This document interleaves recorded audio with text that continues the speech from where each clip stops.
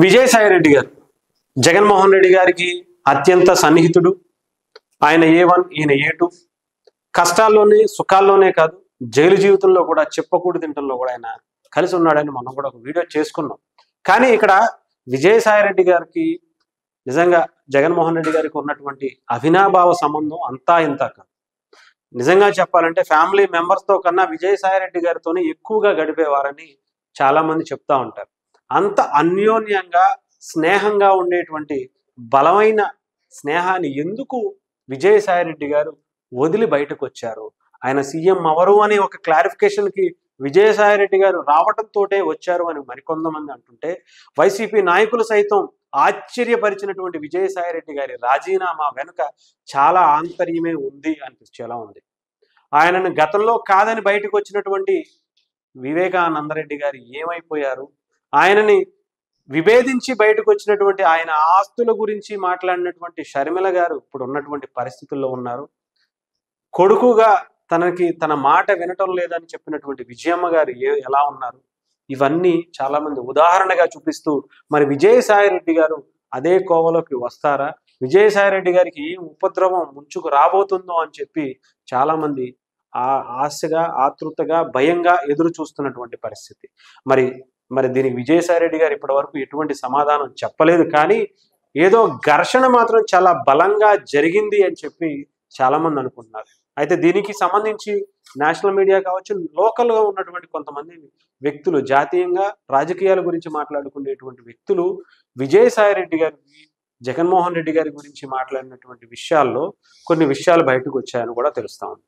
గత కొద్ది నెలలుగా, కొద్ది సంవత్సరాలుగా విజయసాయి రెడ్డి గారికి, జగన్మోహన్ రెడ్డి గారికి కొంత వ్యత్యాసం ఏర్పడింది.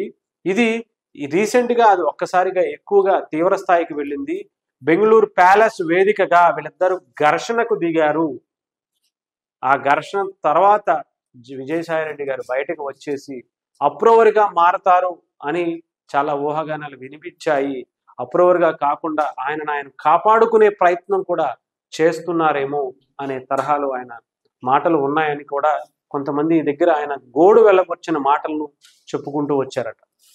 దీంట్లో ఎంతవరకు నిజం ఉంది ఏంటి అనేది తెలియదు. కానీ సోషల్ మీడియాలో అటు చాలా మంది అనుకునేది ఏంటంటే, విజయసాయి రెడ్డి గారు మొన్న రాజీనామా చేసి బయటకు వచ్చిన తర్వాత మీడియాతో మాట్లాడుతూ కూడా ఎప్పుడూ వివేకానంద రెడ్డి గారి హత్య గురించి మాట్లాడినటువంటి మాటలు కూడా ఆయన ప్రస్తావించారు.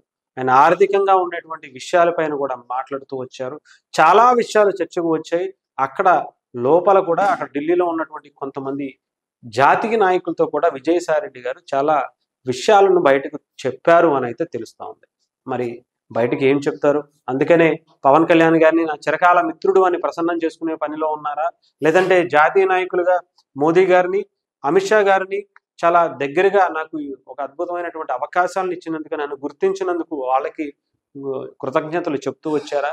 నాకు కుటుంబ పరంగా, వ్యక్తిగతంగా ఎటువంటి విభేదాలు లేవు అని ఆంధ్రప్రదేశ్ ముఖ్యమంత్రి చంద్రబాబు నాయుడు గారిని కూడా ఆయన గురించి వేరేగా ఎటువంటి ఇబ్బంది రాకుండా చూసుకునే ప్రయత్నాలన్నీ విజయసాయి రెడ్డి గారు చేస్తున్నారా అనే తరహాలో ఇప్పుడు అంతా సోషల్ మీడియాలో చక్కర్లు కొడుతూ ఉంది. మరి దీని మీద విజయసాయి రెడ్డి గారు బయటకు వచ్చి ఏం మాట్లాడతారు అనేది చాలా మంది వెయిట్ చేస్తున్నారు. కొంతమంది టీవీ ఛానల్స్ వాళ్ళు ఆయనని ఇంటర్వ్యూకి ఇవ్వాలి అని అడిగినా కూడా ఆయన ప్రస్తుతానికి నేను ఇవ్వలేను అని భయపడుతున్నారా, బాధపడుతున్నారా, లేదంటే ఏదన్నా వస్తుందని ఇబ్బంది పడుతూ ఆలోచిస్తున్నారా అనేది తెలియట్లేదు.